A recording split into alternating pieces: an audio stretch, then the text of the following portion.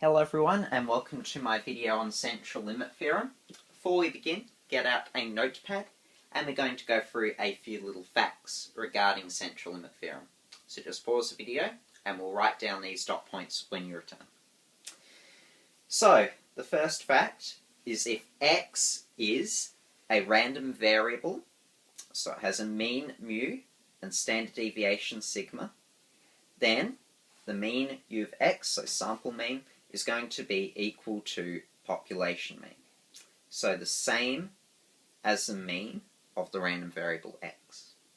Standard deviation for a sample, denoted by that, or S of x sometimes, is going to be equal to the population standard deviation divided by the square root of sample size. For values of n that are sufficiently large, the distribution is approximately normal, and the mean of sample means is approximately equal to the population mean. As n increases, so that's the number of samples, spread decreases. Hence, sample standard deviation equals, as I said before, population standard deviation on n, and as that is equal to this value here, as that is equal to mu, then we can see that obviously as n is going to increase and the mean's going to stay the same, we're going to notice a larger number in the denominator that's square rooted will result in a smaller standard deviation. Hence the spread decreases, as standard deviation is a measure of spread. And that is the basics of Central Limit Theorem. Let's have a look at a few questions that we can go through now. So the first question looks at sample means.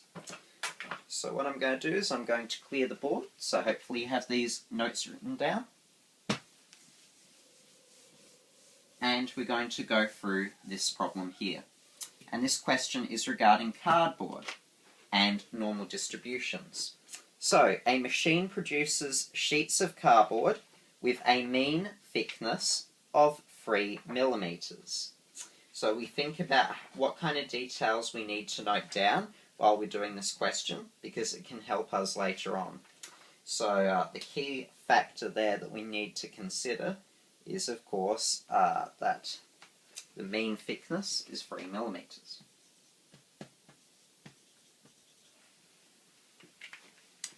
And the standard deviation is 0.12 millimeters.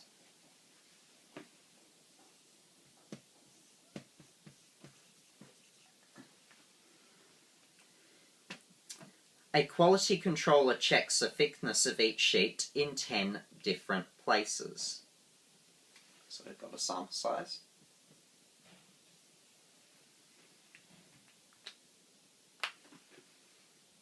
And it says here that it is 3 millimeters across the entire pane.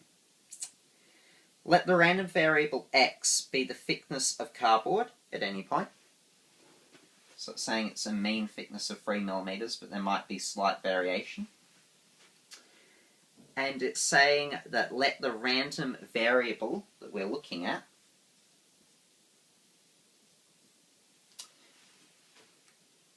be the mean thickness at 10 points.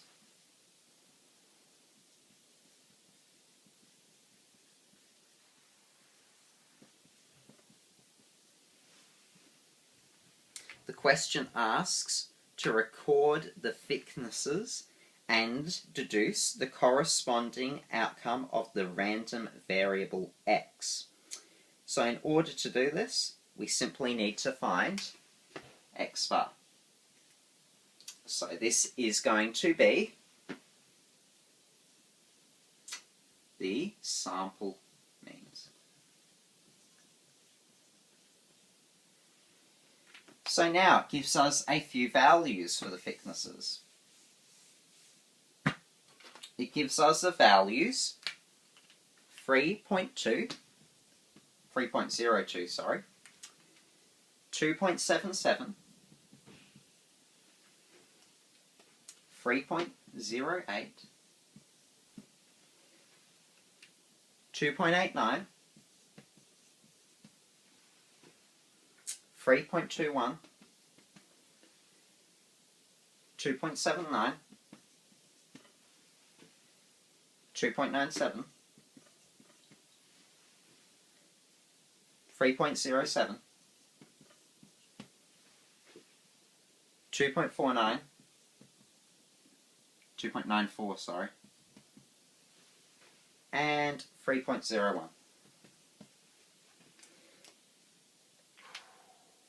And I think we got a double up somewhere, so let me just check. There's definitely 10 there, sorry. Yes, 3.0. Oh no, I've only got 4 on the top right. Okay, so now that we've got these, it asks us to compute the random variable, or the corresponding outcome of the random variable x bar 10. So in this particular instance, it's quite easy to find the corresponding value of that particular outcome, or the corresponding outcome of that particular value, sorry. And the way we do this is we just compute the mean from these figures here. So we have our figures, we put in n1 plus n2 plus ... to nth, and then we divide by the number of figures there. So in order to get our corresponding outcome of the random variable x10, in this case we would just go to our calculators,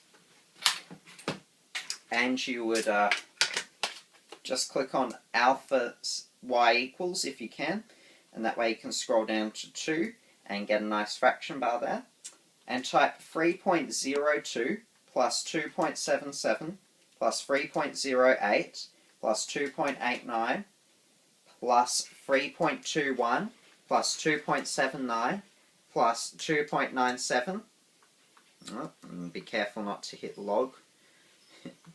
So 2.79, 2.97, and then plus 3.07 plus 2.94, and then plus 3.01. And you divide that by 10. And we get our corresponding outcome. So the outcome in this case is 2.975.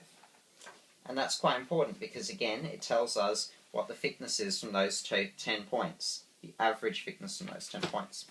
So the corresponding outcome is 2.975.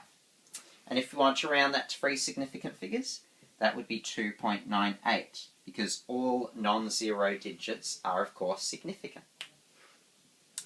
So now it asks us, if the quality controller records the values of x as x1, x2, x3, x4, all the way through to x10, what is the corresponding statistic of x10? So this is quite easy. It's actually asking us for a generic form, and I technically just wrote that up before, but I used n instead of x. So what it asks by that question is it says, okay, assume our numbers are x1, x2, blah, blah, blah. How would we get the outcome? Well, it's quite simple. Again, we just find the mean. So that's no longer relevant. But we would have x1 plus x2 plus x3 through to xx, and then it would all be divided over the number of numbers there. And that would be how we show the corresponding outcome, or corresponding statistic, of x10 if they were in this form, not the actual decimal form that we just had before. So again, that's easy. And the next question says, what is the mean and standard deviation of x10? So, quite important here. The mean is obviously going to be easy because mu is approximately equal to x bar. Hence, in this case, the mean of x10 is going to be 3 millimeters. That one's nice and simple, but it gets a little bit more challenging with standard deviation. Now you may remember how I talked about standard deviation and, or should I say population standard deviation, and also sample standard deviation.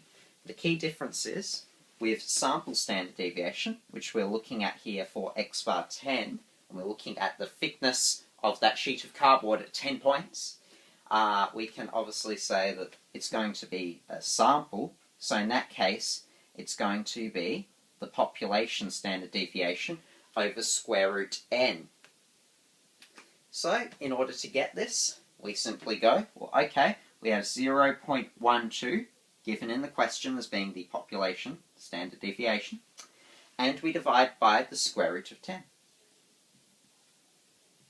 And now we can solve this on our calculator to get the sample standard deviation.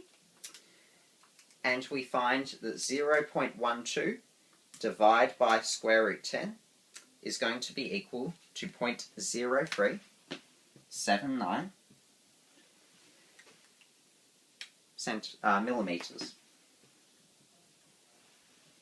And that gives us a sample standard deviation.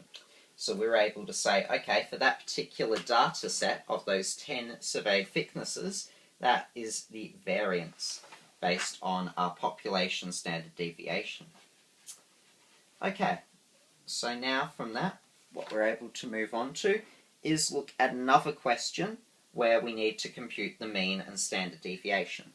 So we've had a look at being able to find the corresponding outcome and statistic of a random variable, but now we're going to have a little bit of context to this, because, you know, cardboard points, it's an okay bit of context here, but there's a better thing we can look at with Central Limit Theorem, and that is the time it takes for a train to get to one place to another, because of course that is something that can be normally distributed.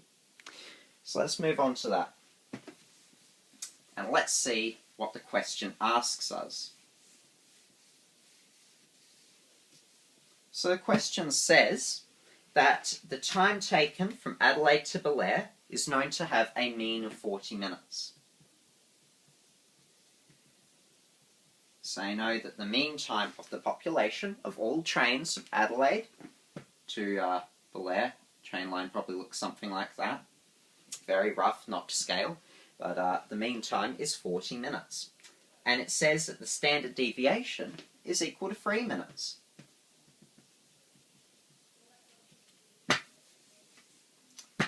So now it says that what's happened is an inspector has gone on 8 of these trips.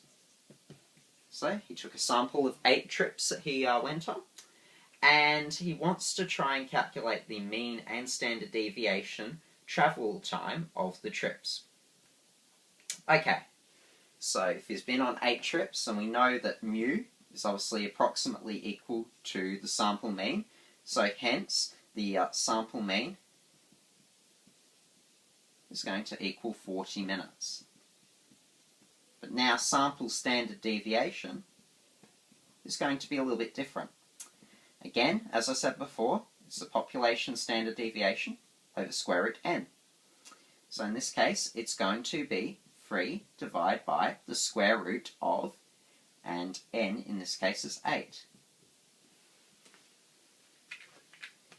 And from this, we notice if we go to alpha, y equals, go down to 2 and get a fraction bar, we can get 3 divided by second function square root 8, and we get 1.061 minutes. And from that, we've been able to go ahead and calculate what's actually happening in terms of the standard deviation and the mean in those particular examples where that inspector went on those train rides about 8 times. Okay, so now we have 2 somewhat crude histograms. We have histogram A and histogram B, and we're looking at some central limit theorem concepts as well. So in this case, it says 2 histograms have a sample size of 300 each.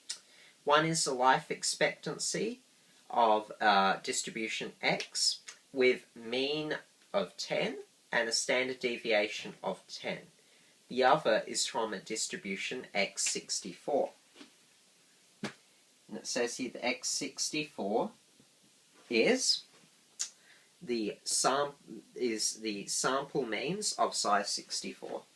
So we have the sample means from 64 samples. Note that they are not scaled the same way. So here we can see we have 4, 6, 10, 12, 16, 18, 22, 24, 28, 30, blah blah blah. And here we have 7.5, 7.75, 8.25, 8.5, 9, 9.25, 9.75 and 10, and such forth. So this one here obviously has values a lot closer together, whereas this one's more spaced out because these are whole integers and those go to decimals.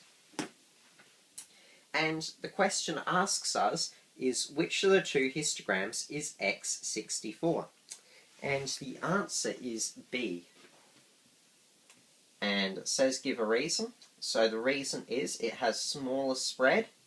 As you can see here, this the axes go from 4 all the way to 54, whereas here it goes from about 7.5 to 14. So smaller spread, and not only that, but it also is symmetrical as well. That's why it is definitely the one that represents sample means, because of course you can see forms roughly a bell curve shape. So it's approaching looking normal, whereas this one it's a bit more like that. So the next question says, from the diagram, estimate PR of x64 being less than 9.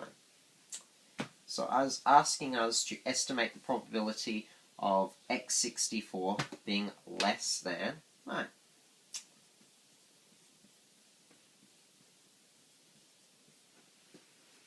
So in order to do this, we simply count up the bins, and from that we simply divide accordingly. So we know we have a sample size of 300, and that's going to be our denominator in this particular case. What we need, and then, as I said, we add up the bins. So we add up the total before we get up to 9 there. And as you can see, I've gone ahead and I've done that. So again, it's just a good estimate of where each value lies. And it's probably not the best because I've drawn this on the board. It's probably better in the book that I got this question from.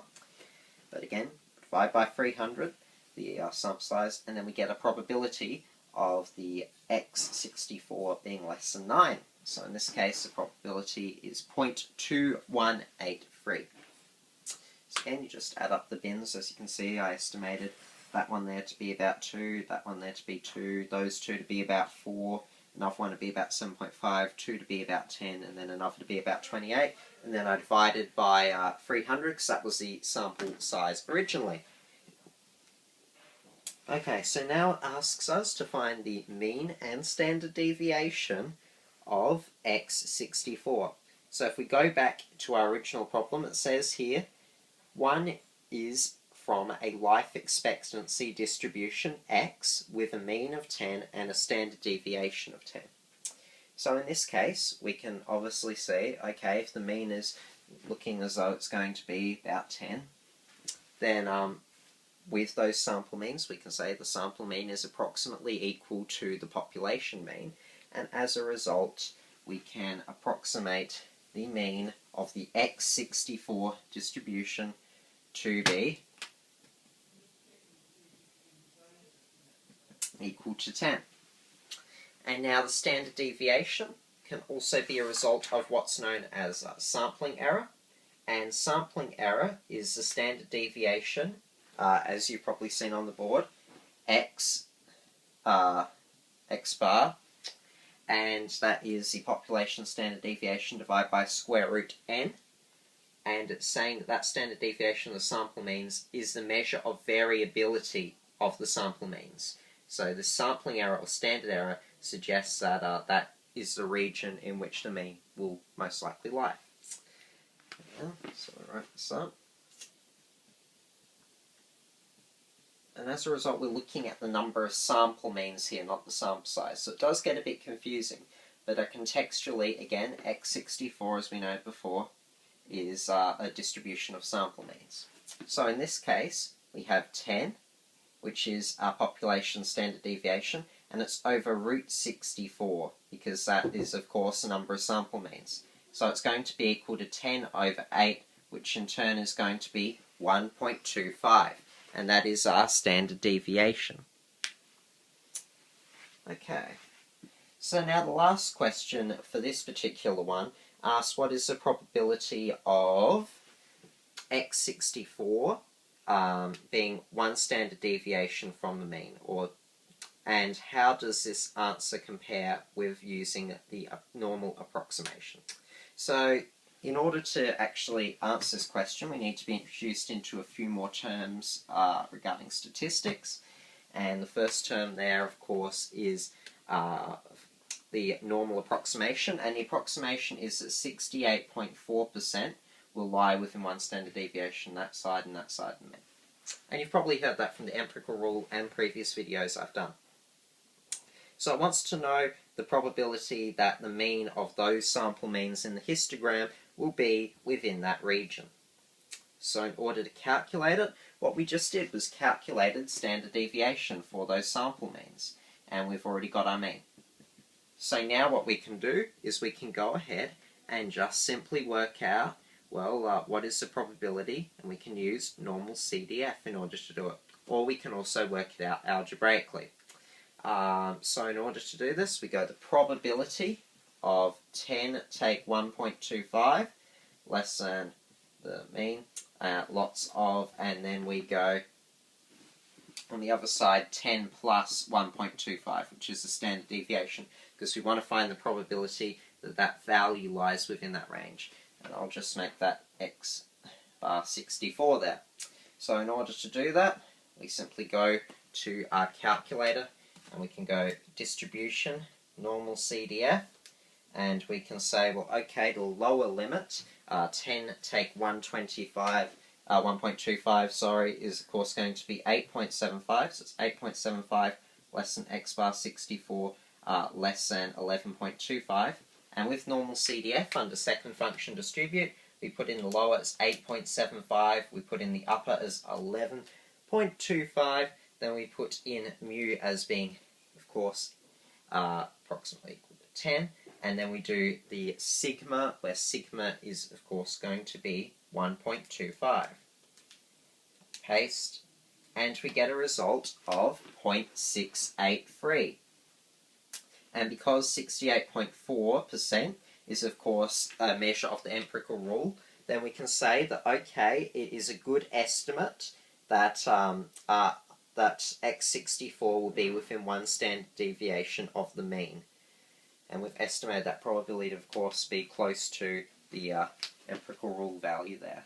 So it's a very good chance it will fit in there. Okay, so now I'll go on to a few more questions contextually, and we've just got 3 more. The histogram stuff's a bit hard to get your head around, so it does require a bit of practice, especially adding up the bins and trying to work out approximate values. But again, if you just practice it in time, it will come, and you can see, obviously, some measures of central tendency here and what normal distributions look like as well. So moving on to some more problems. And with this contextual example here, it says that the mean energy content of a fruit bar is 1,067 kilojoules. And it goes on to say that there's a standard deviation of 61.7 kilojoules. So it says that find the probability that the mean energy content of the samples of those bars is no more than 150 kilojoules. So they have n 30 bars as their sample size, and they want to find that the probability of the bars having no more than 1050 kg. So in order to do this, in fact, find that it is actually more would probably be more interesting. So find the probability of the bars having more than 150 kgs. So in order to do this, again, what we do is we use normal CDF, and we have normal CDF on our calculator. We put in a lower limit, that's of course going to be 1050. Our upper limit is going to be e to 99, because that's the biggest number our calculator can handle. And of course there is no upper limit here, it has to be greater than 1050 kgs. And then what we do is we put in the mean, and the mean result is of course going to be, in this case, 1067 from our population. And then our standard deviation of this is going to be the actual 1050 divide by square root the number of samples. So if we were to look at that, it's of course going to be our standard deviation of 61.7 over square root of 30. So once we've got our standard deviation of 1,000 and of that, we can go ahead and do normal CDF on the calculator. So we go second function distribute down to normal CDF, and then we go 1,050 as our lower limit. Our upper limit is e to the power of 99. Mu is of course going to be 1,067 as the population, and we're going to have the standard deviation as 61.7 divide by square root of 30, which is our sample size. And from that we get 0.934 as the probability. So this means that from those 30 samples of fruit bars we took, and through the actual population mean and standard deviation, we were able to calculate with this sample standard deviation, again represented by this, what the actual probability of a bar having more than 1,050 kgs would be based on that sum. So that's pretty cool. So now that we've done this, we're going to move on to another contextual question. Again, it's looking at the same thing. It's looking at normal CDF regarding samples we've taken. So moving on from our 30 fruit bars here, and let me read out the next question. So the next question says, the mean contents of a can of cola is 382 millilitres, even though it says 375 millilitres on the can. The statistician at the factory says that the standard deviation is steady at 16.2 millilitres. Find the probability that a slab of 3 dozen cans, so that's 3 times 12, which is 36 cans, 3 dozen, has a mean contents less than 375 millilitres. So less than 375 millilitres as the mean contents. So in order to do this, we calculate this range. Again, we use normal CDF. And we're looking at less than 375. So our lower limit is going to be negative e to the power of 99. Our upper limit is of course going to be 375. And we're putting in our mean as 382, and our standard deviation, the sample standard deviation, is going to be 16.2 divided by the square root of 36. And then our calculators, we go ahead and we work that out. So second function distribute normal CDF with a lower of negative e to the power of 99. Upper is 375 because of course we want to find likelihood that those cans have a mean contents to 375 mils, and then mu is going to be 382, which is what's said in the question, and our standard deviation is going to be 16.2, which is what was actually reported by the statistician, divide by the square root of sample size, and it's going to be 36 cans in our sample size. And hence we get a very, very small probability that those cans will have a mean less than that value.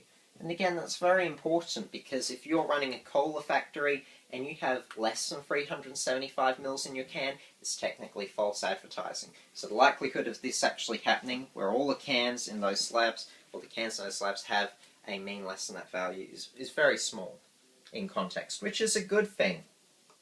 So the machine probably doesn't need adjusting because it's living up to the claims that the actual factory makes. So it's a good way to test some claims by taking a sample and then working out sample standard deviation if you have that population standard deviation and the mean and those sort of figures.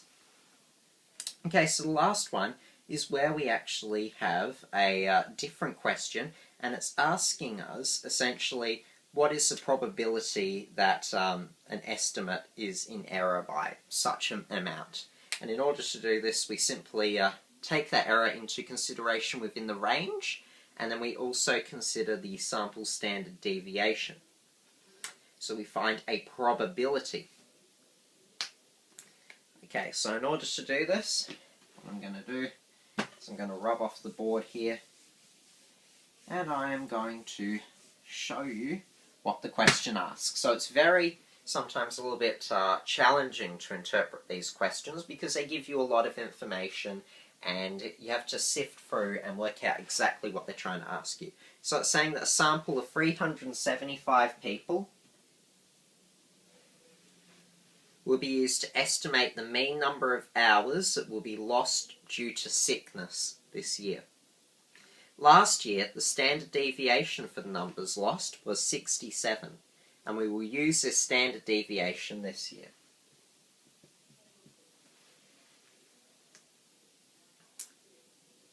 What is the probability that the estimate is in error by less than 10 hours? So what they're going to do is they're going to estimate that mean, and it wants to work out what the probability of that estimate being in error of less than 10 hours is. Okay, so in order to do this, we're looking at the probability of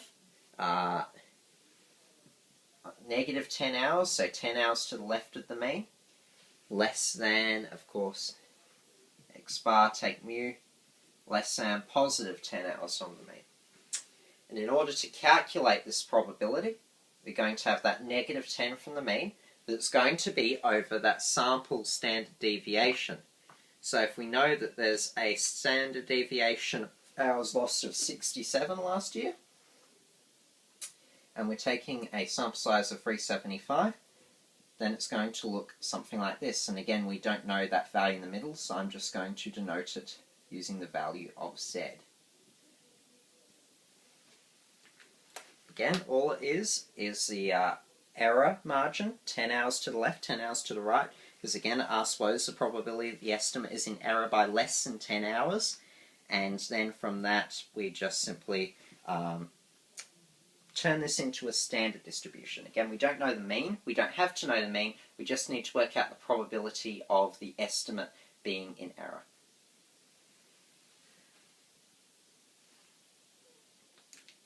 So because it's asking us, again, we read the question, what is the probability that the estimate is in error by less than 10 hours?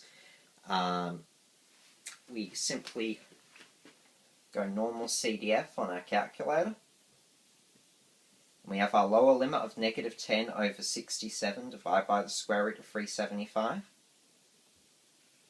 that's less than z, and that's less than, whoops, sorry, don't want to write it as an actual range, but after that we write in the upper limit, which is of course just going to be 10 over the same thing.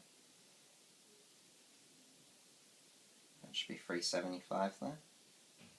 And because we don't have a mean and standard deviation as such, we simply turn this into a standard normal distribution. And we work out the probability that the error is less than 10 hours each way. Again, second function distribute, go into normal CDF, and it's a bit hard to type this in, so sometimes it's good to click paste with just any random values in there, and then go back and delete and put in as needed. So I generally like to go alpha y equals, get that fraction bar by pressing 2 up there, so negative 10 over, and I go down again, alpha, and I put in the fraction bar by going y equals 2. So again, if you haven't done that trick before, it's just alpha, then the y equals button, and then you scroll down and you press the second option from the menu, and that's all over the square root of 375. I press delete, I delete a few, then I go alpha, and I put in another fraction bar, and after the comma, of course, I do the same thing, but again, it's no longer negative 10, because we've got our upper limit as being that. Whoops, press the wrong button there. Again, go across, and I put in 10 over alpha. Can get a little bit tedious, sorry if I'm really boring you at the moment, hopefully it won't be too much longer. And then last simple part, we just delete, clear that off, and we put in the mean as being 0, and then we put in the standard deviation as being 1, comma, and then just make sure you delete any excess you've got. Yep. Perfect, we're good to go. And we get 0.9962. And this is a probability that the number of time lost due to sickness this year will be within 10 hours either side of the mean. So the mean that they'll get this year will be reasonably accurate to 10 hours because it's probably going to have error within that range. So that's a look at Central Limit Theorem. Quite an interesting concept, quite a few different things that were covered there. It does take a lot of practice to know exactly what to apply and where. A lot of it is conceptual, and you'll have to think about, okay, what's sample standard deviation, what's population, and when are they different, when do I apply them? But again, if you just sort of get a hang of it, especially histogram stuff, which is probably one of the most challenging bits, then you'll be fine in the end, and you'll be able to grasp it. But again, Central Limit Theorem essentially talks about taking samples and seeing that there are central tendencies and there are properties relative to the population in there. So hopefully it's helped. If you've got any questions, please put them below. Thank you for listening.